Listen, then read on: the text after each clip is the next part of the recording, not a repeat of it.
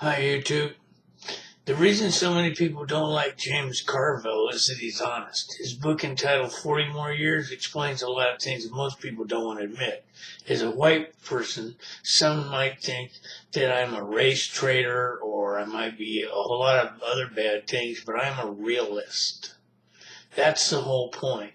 Realistically, the controlling majority of the United States was white. The fact that there may be a diminishing era of control scares the hell out of some people. They are trying to cling desperately to the past. That's what conservative means.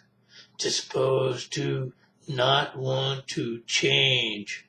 That's what. And when they talk about the party of change, well, I'll get into that in a minute. They did change.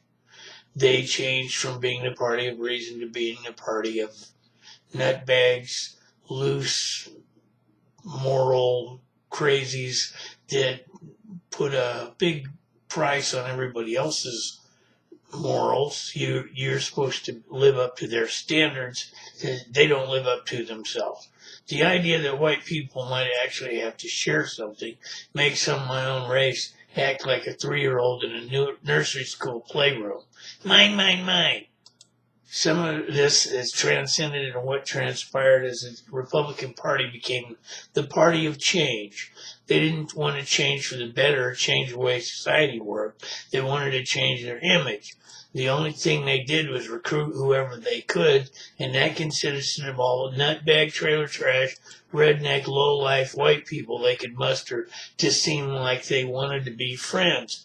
When those people were acting like themselves, making the Republicans look bad, they wanted to distance themselves socially, although they never publicly associated with any of those people.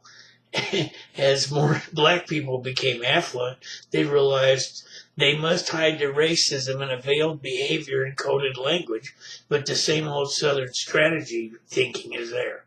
Richard Nixon, probably not the first person to try it, but the first to succeed at using the Southern strategy.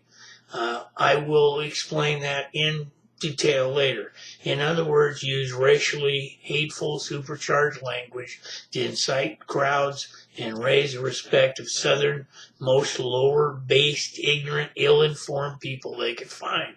They used several of their leading crudest to do it. Sarah Palin. Let me see, who else could, Newt Gingrich. I mean, the fact that the man looked the commentator in the eye and told him, I don't see that, being insensitive towards race is offensive to people. He thinks that's okay. He's so self-deluded that he believes racism is okay. That's what the problem is. I'm going to do a series of videos to explain the whole process, so please stay tuned. I am also going to enlist the help of other video bloggers to verify and accredit their own experience so you can see this ideology unfold.